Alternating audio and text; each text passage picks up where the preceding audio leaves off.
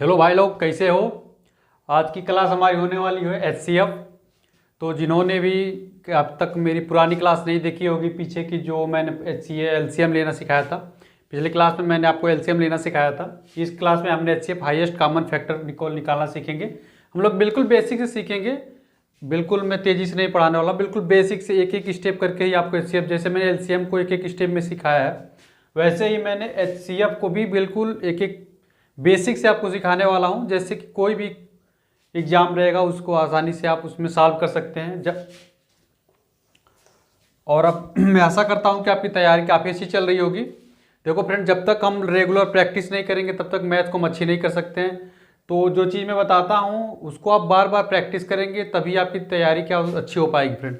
तो बिना प्रैक्टिस के आप ये सोचें कि एक बार बस देख लें बैठे बैठे यूट्यूब से और बस हमको सब कुछ समझ में आ जाए, ऐसा नहीं होता है। आपको बार बार प्रैक्टिस करते रहना। कुछ चीज़ें क्या होती है कभी कभी भूलती भी रहती हैं, तो आपको पिछली वीडियो को रिवाइज भी करते रहना है, ठीक है।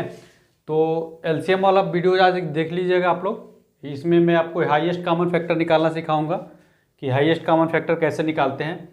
तो हाईएस्ट कॉमन फैक्टर एक्चुअल में होता क्या है वो चीज़ मैं पहले बता देता हूँ। हाईएस्ट कॉमन फैक्टर वो चीज़ होती है कि मान लो कोई दी गई संख्या रहती है, तो उन उन जो दी गई संख्या है उसमें वो बड़ा से बड़ा उसका फैक्टर निकालना रहता है जो उसको पूर्ण रूप से उन संख्याओं को क्या कर दे, पूर्ण रूप से विभाजित कर दे। जैसे कि मैंने यहाँ लिख रखा है कि XYZ का HCF वह बड़ी से बड़ी संख्या होती है, वह बड़ी से बड़ी संख्या होती है जो XYZ को पूर्णतः विभक्त कर दे। मतलब आप समझ पा रहे हैं क्या होता है हाईएस्ट कॉमन फैक्टर। मतलब वो बड़ी से बड़ी संख्या होती है जो दी गई संख्याओं को पूर्ण रूप से विभक्त कर दे। जैसे कि मान लो 12 और 16 का कोई मौसा पूछे, यदि 12 और 16 का HCF कोई पूछे तो इसमें हाईएस्ट कॉमन फैक्टर निकालना रहता है। तो 12 और 16 में हाईएस्ट कॉमन फैक्टर क्या है, देखो 12 का फैक्टर क्या होता है, ये होता है। 16 का फैक्टर मैंने लिख रखा है। तो इसमें हाईएस्ट सबसे बड़ा कौन सा कॉमन फैक्टर दिख रहा है आपको, इसमें देखेंगे आप सबसे बड़ा हाईएस्ट कॉमन फैक्टर देखिए 4 दिख रहा है। तो यही होता है 12 और 16 का जो मौसा आएगा यही 4 हो जाएगा, यानी 12 और 16 का जो HCF इसका HCF हो जाएगा वो कितना आ जाएगा, 4 आ जाएगा। और यही सवाल क्या हो जाएगा, मतलब आप समझने की कोशिश करिए कि मतलब कोई भी संख्या दी गई हो तो उसमें बड़ी से बड़ी संख्या फैक्टर खोजो जो उस संख्याओं को पूर्ण रूप से विभक्त कर दे, वही हमारा हाईएस्ट कॉमन फैक्टर हो जाएगा। तो मैंने इसको आप नोट डाउन कर लिए, इसको आप लिख लेंगे, कभी भूलने की कोशिश भूलेंगे नहीं। XYZ का HCF वह बड़ी से बड़ी संख्या होती है जो XYZ को पूर्णतः विभक्त कर दे। ये फैक्टर मेथड, अब मैं इसको बताने का तरीका भी बताऊंगा कितने तरीके से मैं आपको 3 तरीका बताने वाला हूँ। जैसे मैंने आपको LCM में भी 3 तरीके बताया था, वैसे प्राइम फैक्टर मेथड वहाँ पे बताया था, डिवीजन मेथड बताया था और असली मेथड बताया था। तो चूंकि असली मेथड जब सबसे लास्ट में बताता हूँ उससे आप कर लेंगे तो काफ़ी आसानी से, जैसे लसन निकालना आसान हो गया तो इसी प्रकार से HCF निकालना भी आसान हो जाएगा। तो देखो पहले प्राइम फैक्टर मेथड में क्या होता है, कैसे निकालते हैं। पहला मैं मेथड बता रहा हूँ प्राइम फैक्टर मेथड।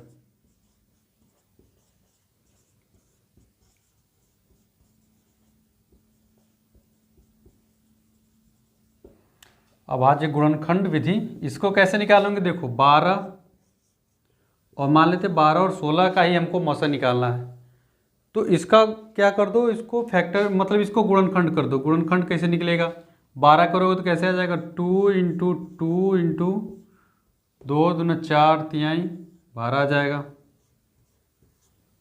लौसा में फिर इसका करोगे 16 का क्या निकलेगा, 2 इंटू 2 इंटू 2 इंटू 2। लौसा में क्या करते थे कि जो कॉमन होता था उसको लिख देते थे एक बार और जो बाकी बचा था उस सबको लिख देते। लेकिन इसमें क्या होगा, इसका HCF पूछेगा तो HCF कैसे निकालेंगे, इसका देखो इसका HCF कैसे निकलेगा, कॉमन ये है तो कॉमन को लिख दो, जो कॉमन रहेगा वही हमारा HCF होता है। फिर यहाँ पे आ गया 2, इसको लिख दो एक बार, बाकी और कोई कॉमन है नहीं, तो जो कॉमन होता है वही होता है हमारा HCF, यानी कितना आ जाएगा 4। जो मैंने आपको पहले भी बताया फैक्टर कर करके एक एक चीज़ करके बता दिया। तो ये होगा, ये इसको बोलते हैं प्राइम फैक्टर मेथड बोलते हैं फ्रेंड। ये बिल्कुल आपको बेसिक है, लेकिन आपको ऐसे तरीके से करने नहीं है। अगर ऐसे करने बैठ जाओगे तो एग्जाम ही नहीं निकलेगा, फिर कोई मतलब ही नहीं है ऐसे हम हमारे सिखाने के। बस मैं बता रहा हूँ कि कितने तरीके से निकाल सकते हो। बाकी जो मैं असली मेथड बताऊँगा, रियल मेथड, उसी से आपको एग्जाम में सॉल्व करना है। ऐसे नहीं करना है, ऐसे करने बैठ जाओगे तो एग्जाम ही नहीं निकलेगा कोई। अब अगला मेथड है डिवीजन मेथड। दूसरा है डिवीजन मेथड। इसमें क्या होता है कि 12 और 16 का निकालना है, तो 12 16 में भाग कर दो, कितना आ जाएगा? 12 कम 12 बार जाएगा, कितना आ जाएगा? 4। फिर यहाँ से रख दो और 12 को यहाँ रख दो। अब जो शेष बचता है उसी को यहाँ का भाजक से ला के भाग करना रहता है, तो कितना आ जाएगा? 4 तिहाई 12। अब ये पूर्ण रूप से कट गया, यानी मौसा हमारा यही संख्या आ जाएगा, मौसा। यानी इसको बोलते हैं हाईएस्ट कॉमन फैक्टर। यही हमारा मेथड। तो ये तो डिवीजन मेथड हो गया। अब मैं आपको जो रियल में चीज़ बताने वाला हूँ, असली मेथड, वो क्या होता है उसको बिल्कुल आपको याद रखना है। उसमें काफ़ी चीज़ सीखने को मिलेगी आपको। मैं इसको मिटाने वाला ऊपर वाला भी काफ़ी अच्छे से उसको समझाऊंगा। ये मिटा दे रहा हूँ आपको। अब लिखिए असली मेथड क्या है आपका। तीसरा है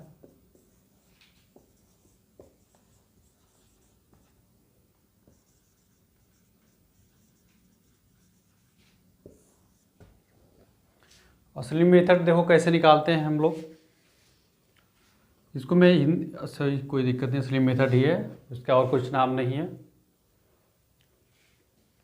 जैसे कि देखो 12 और 16,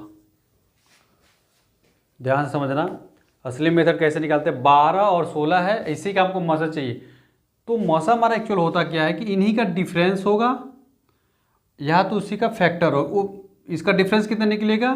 4। तो जो हमारा HCF निकलेगा या तो यही होगा जो उसका डिफरेंस निकल के आएगा, या तो इसी का फैक्टर होगा। मैं इसको लिख दे रहा हूँ, ध्यान से आपको समझ जाइएगा कि इसका क्या होता है कि किसी भी दो संख्याओं का HCF, इसको तो आप भूलिएगा मत, इसको लिखिए किन्हीं भी दो संख्याओं का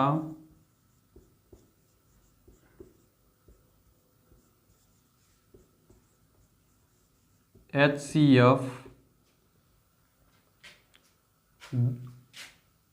दो संख्याओं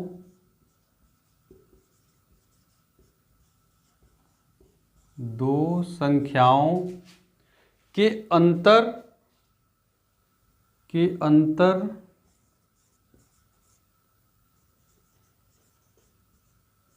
से ज़्यादा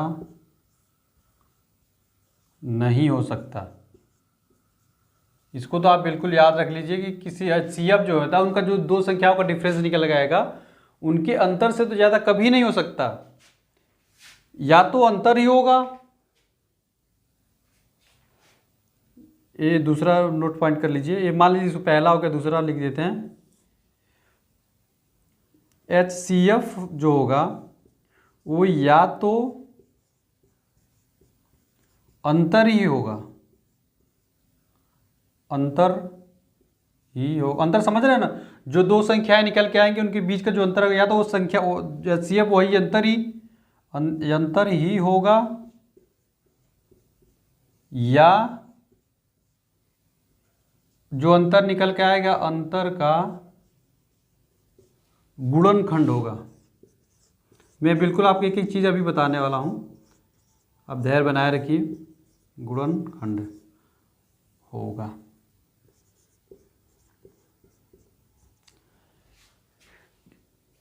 किन्हीं भी दो संख्याओं का HCF उनके अंतर से ज़्यादा नहीं हो सकता, कभी भी नहीं हो सकता।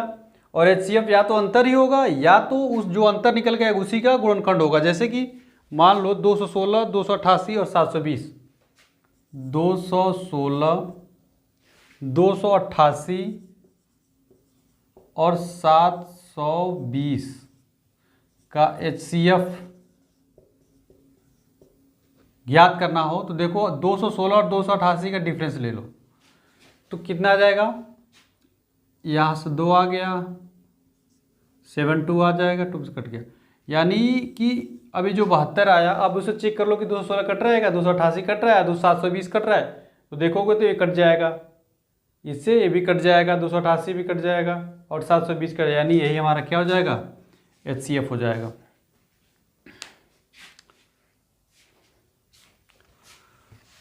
कभी भी इसको याद रखना कि या तो उसका वही, या तो उसका डिफरेंस ही हो जाता है, या तो उसी का गुणनखंड होगा।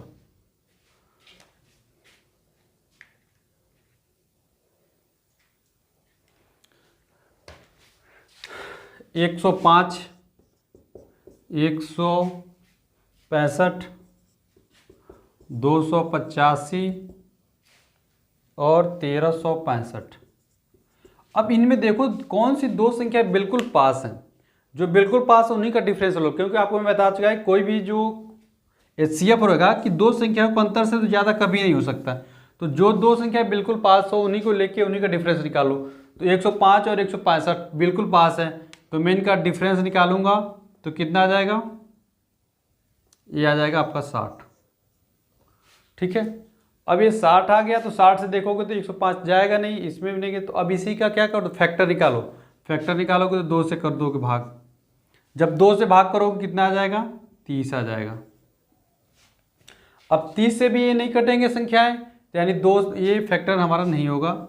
अब हम इसको करेंगे 3 से इसके भाग, अगर 3 से करेंगे तो कितना आ जाएगा, 20 तिहाई 60, 20 आ जाएगा, और जब 20 आ जाएगा तो 20 वाला भी नहीं होगा, फिर इसको भी हम ले लेंगे। अब अगली संख्या 4 से करेंगे, और यदि 4 से करेंगे तो कितना आ जाएगा, 15।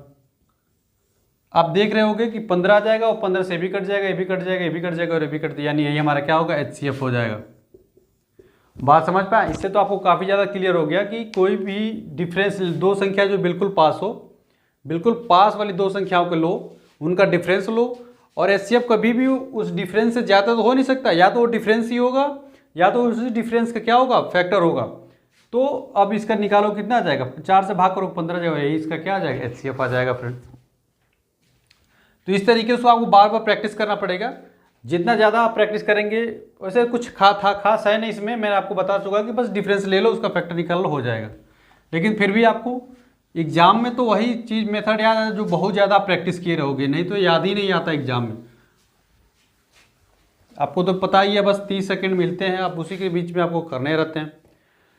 तो जैसे मैंने आपको LCM में बताया था कौन से तरीके से किया जाता है, सवाल पूछा जाता है, उसे HCF में बता देता हूँ कौन से किस टाइप में सवाल पूछे जाते हैं। तो एक तरफ लिखिए क्वेश्चन,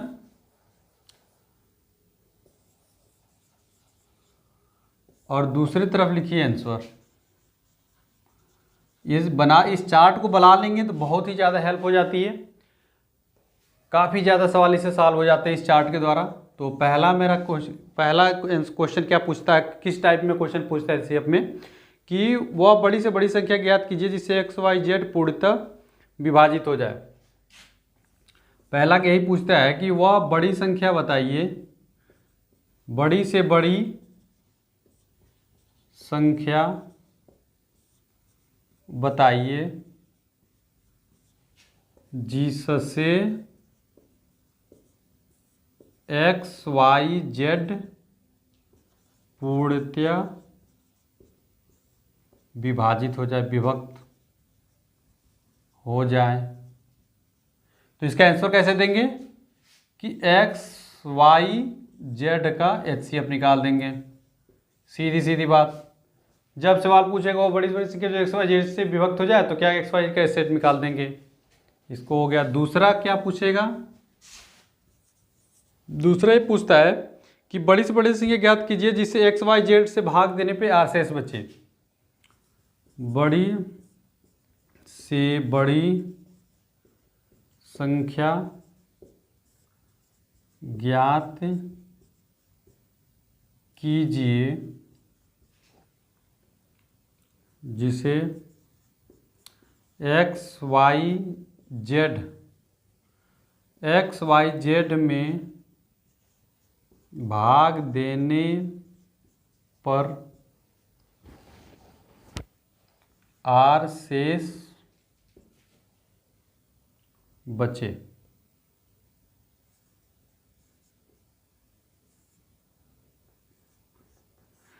कभी कभी ये भी पूछ देता है या, यहाँ पे यार लिख देता या समान शेष बचे, समान शेष बचे। तो देखो क्या करना है, जब आर शेष बचने की बात करें तो x माइनस आर कर लेना, y माइनस आर और z माइनस आर का HCF। जब क्वेश्चन में पूछे कि बड़ी से बड़ी संख्या ज्ञात कीजिए जिसे एक्स वाई जेड से भाग देने पर आर शेष बचे, तो तीनों संख्याएं में से आर घटा लो, जो आएगा उसी का क्या कर देना, HCF निकाल देना। और जब समान शेष कहे तो क्या कर लेना, x minus y, y minus z और z माइनस एक्स कर लेना। जो बचेगा दो संख्याओं घटाने पे जो बचेगा उसको क्या कर लेना, फिर से HCF ले लेना का HCF, हाईएस्ट कॉमन फैक्टर निकाल, मौसा निकाल दोगे तो समान शेष वाले का आ जाएगा। जब आर शेष बचने की बात करेगा तो उसको घटा लेना आ जाएगा। तीसरा लास्ट टाइप क्या कहता है, किस टाइप में पूछता है, लास्ट टाइप रहता है कि बड़ी से बड़ी संख्या ज्ञात कीजिए जिसे एक्स वाई से भाग देने पे क्रम से ABC शेष बचे। तीसरा कहता है कि बड़ी से बड़ी संख्या ज्ञात कीजिए जिसे एक्स वाई जेड, जो मैं बोल रहा हूँ उसको ध्यान दीजिए, हो सकता है राइटिंग आपको क्लियर ना दिखाई पड़े, लेकिन मैं लिख देता हूँ फिर भी। बड़ी से बड़ी संख्या ज्ञात कीजिए जिसे एक्स वाई जेड से भाग देने पर ABC क्रमशः